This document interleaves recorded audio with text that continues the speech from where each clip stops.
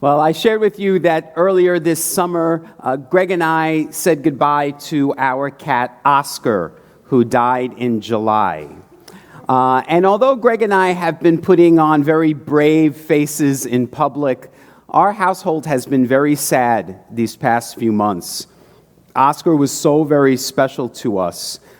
He was like our child. In fact, we would refer to him as our son. Now, when our human loved ones pass away, we have memorial services for them here in the church, don't we?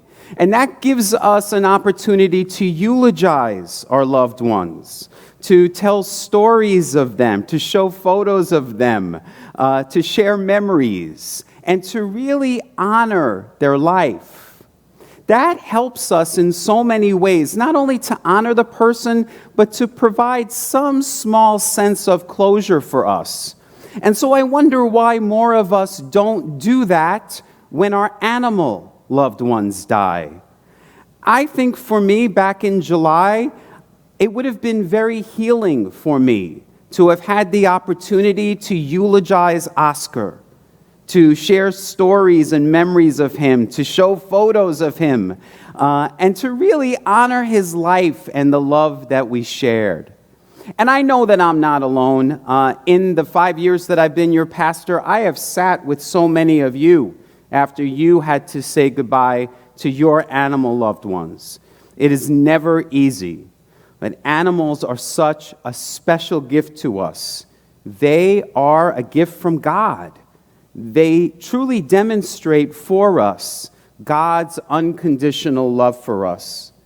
And the Bible is full of animal stories, from Noah's Ark to Jonah and the whale. And we know Jesus used animals in his parables, in his spiritual teachings. Animals are our spiritual teachers. And what do they teach us? Well, they teach us to become more fully present. Animals are not thinking about what happened yesterday, and they're not worried about the future. They're just totally present. And I've told you before, when we are present and fully in the now, we become present in the presence, capital P. That's how we connect with God. So animals teach us to more fully experience God's presence in our midst. Meister Eckhart, the medieval Christian mystic, said, "If I spend enough time with animals, I would never have to prepare another sermon."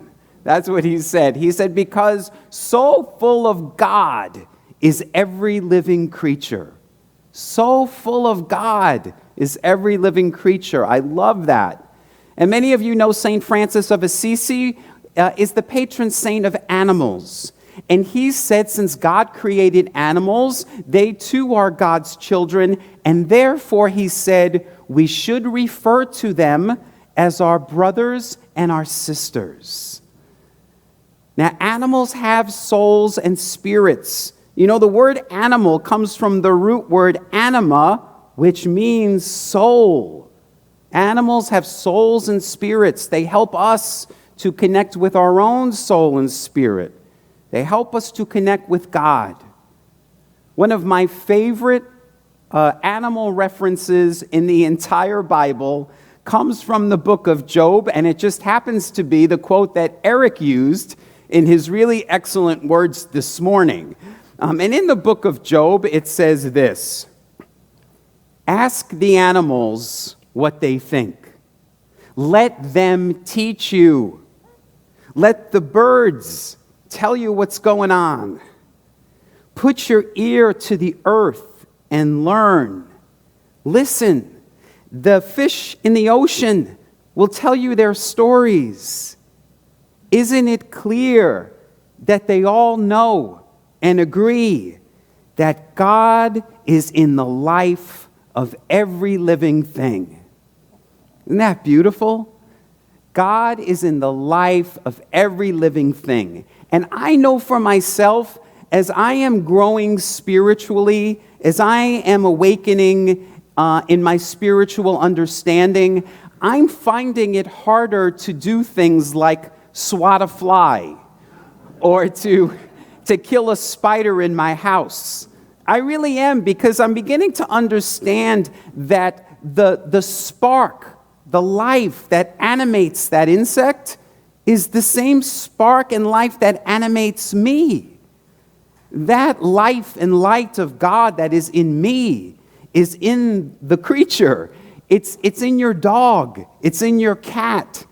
It's in the animals that we hunt for sport and the animals that we eat for food. Now, I myself am not a vegetarian, but many of my spiritual teachers are. In fact, many of the world's greatest spiritual teachers throughout the centuries were vegetarians, and they were for spiritual reasons. Now, a few years ago, the organization PETA, which stands for People for the Ethical Treatment of Animals, they put up billboards all across the U.S., and the billboard said, "Jesus was a vegetarian." And it took a lot of Christians by surprise. But there are biblical scholars who say Jesus was a vegetarian. Now, a lot of this we know after the Dead Sea Scrolls were found. I've shared with you before how they were found in the 1940s. And in the Dead Sea Scrolls, we learned a lot about the early Christians, the Ebionites and the Essenes. Our friend Pete is an Essene expert. But the early Christians, the earliest followers of Jesus, we learned from the Dead Sea Scrolls that they were vegetarians. The Ebionites were the group that were led by Jesus' brother, James. So it would make sense that if they were the earliest followers of Jesus right after he died, and they were following his way of life, that if they were vegetarians, that he was. And we know that Jesus was a follower of John the Baptist.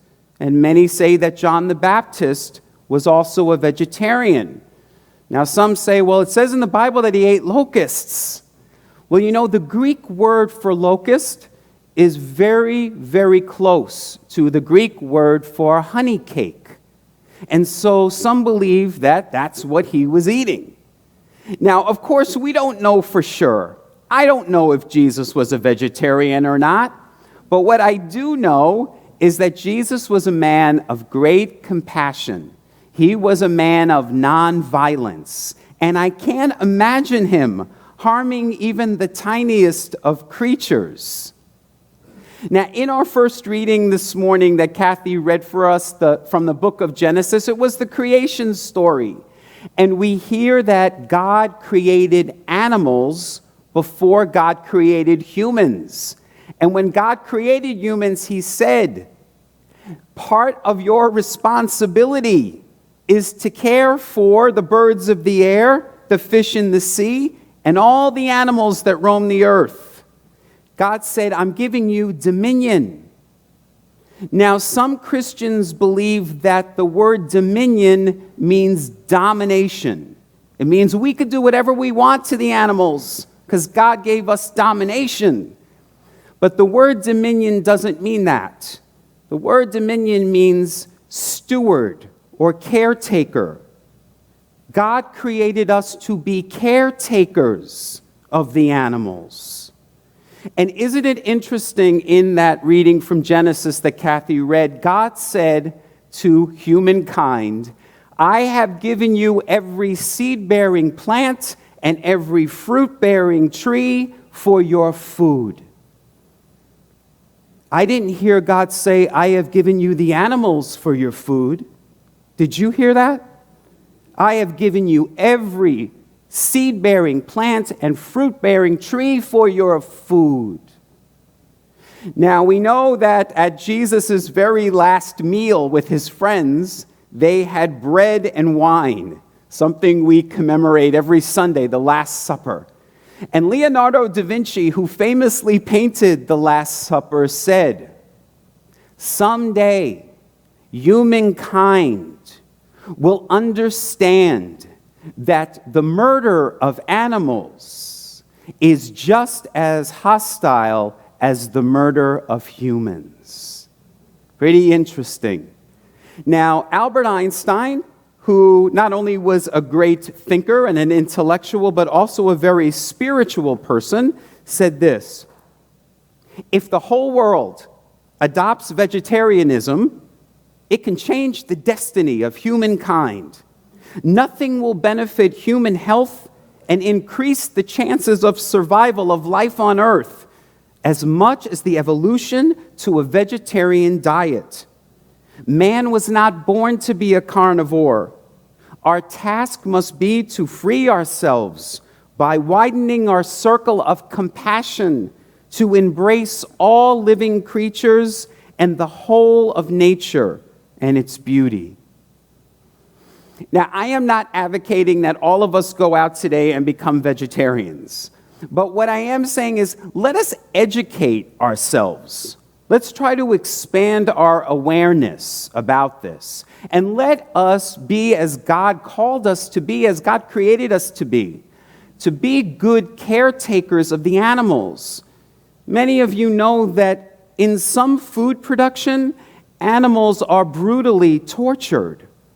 So let's kind of educate ourselves about the food production of the food that we do eat. And let us become a little bit more compassionate and humane in the treatment of our animal brothers and sisters. And finally, I'd like to speak on our words of integration and guidance this morning from Eckhart Tolle.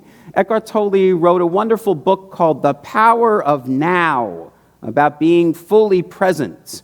And in The Power of Now, he speaks about animals, and that's where that excerpt came from. Eckhart Tolle said he believes animals are closer to God than we are. He says they're closer to the source because they're not trapped in that veil of thinking that humans are. Now, I've shared this with you many Sundays about how the thing that blocks us the most from our connection with God is our negative thinking, our worries, our fears. I guarantee you your dog is not worried about what's happening in Washington, D.C. And I guarantee you your cat isn't worried about the stock market. Okay? It's why Jesus said in today's gospel, "Why are you worrying?" He said, "Look at the birds of the air. They don't worry. God meets all of their needs on time and in full. And the same is true for you." That's what animals teach us.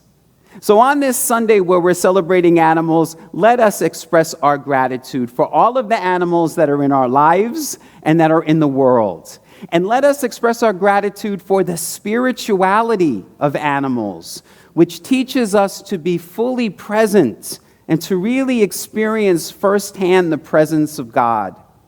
And let us, as a Creation Justice Church, recommit ourselves to caring for all of the creatures, great and small, whom God has entrusted to our care.